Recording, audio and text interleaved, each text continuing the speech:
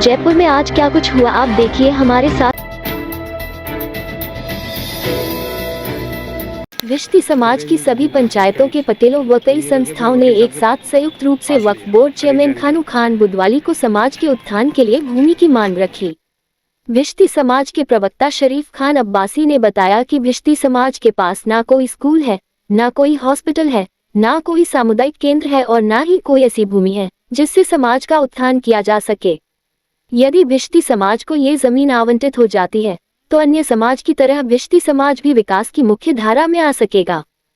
Office के बाबत एक ज़मीन आवंटित करने का प्रस्ताव दिया है। सम्मान्य खानू खान बुदवाली जी चेयरमैन वक्फ बोर्ड के हैं, उन्होंने उसको एक्सेप्ट किया है जी और हर संभव पूरी कोशिश जाहिर की है। खानू खान बुदवाली ने पूरा आश्वासन दिया है कि मैं तुम्हें खाली हाथ नहीं लौटूंगा और इंशाल्लाह वक्फ बोर्ड की जब मीटिंग होगी उसमें हमें 500 गज की ज़मीन उपलब्ध हो जाएगी। और हमने ज़मीन के लिए कहा है, हमारे पास कोई ज़मीन नहीं है बिरादरी के नाम से जयपुर सिटी के अंदर, और खानू खान बुदवाली जी ने हमें आश्वासन दिया है कि कहीं ना कहीं आपको जगह देंगे।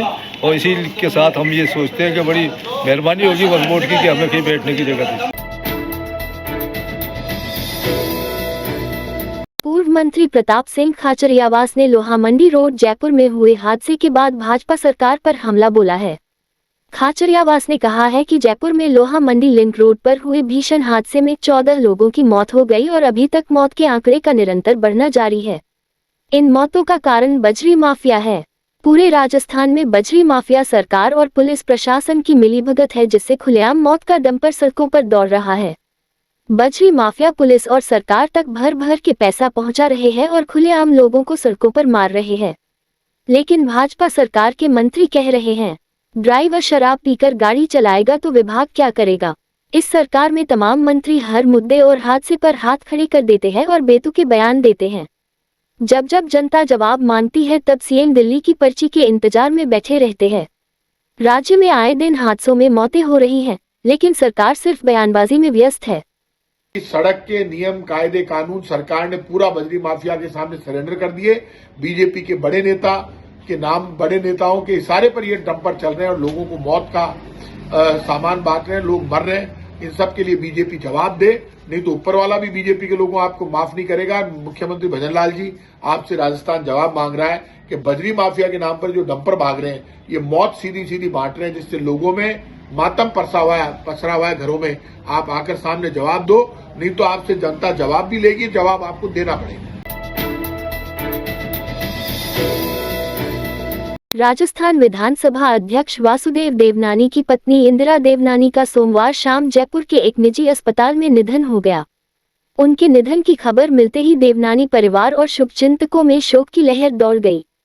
मंगलवार सुबह परिजन शव को अस्पताल से लेकर अजमेर में रामनगर स्थित निवास स्थान पहुंचे, जहां मंगलवार सुबह से ही श्रद्धांजलि देने वालों का तांता लगा रहा।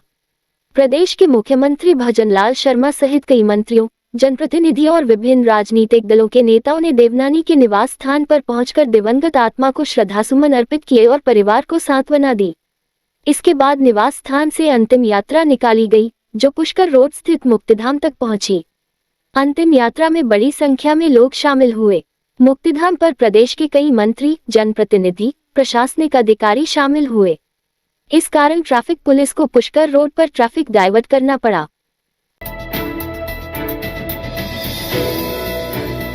झीलों की नगरी उदयपुर इन दिनों सैलानियों से गुलजार है। लेक सिटी के बाजारों में देशी विदेशी पर्यटकों के समूहों की चहल पहल से रौनक लौट आई है। मंगलवार सुबह करीब 20 ऑटो रिक्शाओं में सवार विदेशी मेहमानों का एक बड़ा समूह दिल्ली गेट पहुंचा। यहां से सैलानी पैदल ही अंदरूनी बाजारों की ओर निकल पड़े। मिठाई और नमकीन की दुकानों पर रुककर उन्होंने उदयपुर के स्वाद का आनंद लिया। गाइड ने सैलानियों को शहर की ऐतिहासिक धरोहर, स्थापत्य कला और पारंपरिक बाजारों के बारे में विस्तार से जानकारी दी।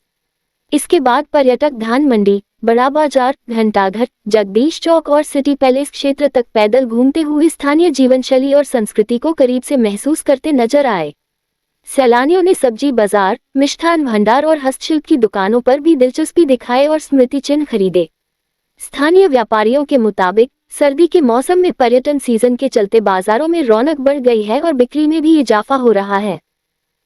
इस रात की सुबह नहीं होती जब तक हाथ में उसकी गर्माहट नहीं होती। चाय का प्याला, अखबार साथ पुराना है, मिट्टी से जोड़ता है। खबरों की खुशबू से सारा घर महकता है। हर रंग में ढला, कहानियों से किस्सों तक ले जाता है बेरोक टोक। देश के हर हिस्से तक ये हकीकत का आईना है, ख्वाबों को सच करके दिखाता है।